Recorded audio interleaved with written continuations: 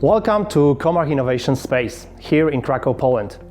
Today I would like to show you one of many features which are available in Comarch Field Service Management software.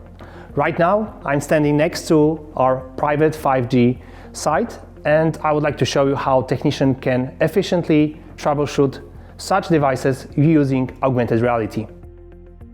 Okay, we are behind our 5G site and looking at the devices which we would like to troubleshoot using our Comarch FSM mobile application.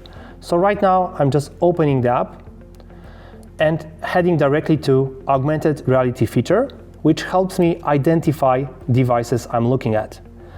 For example, at this USRP, it identified device, I can tap on it, I can look at the documents, I can look at the parameters. Everything in real-time mode. And this is the next example.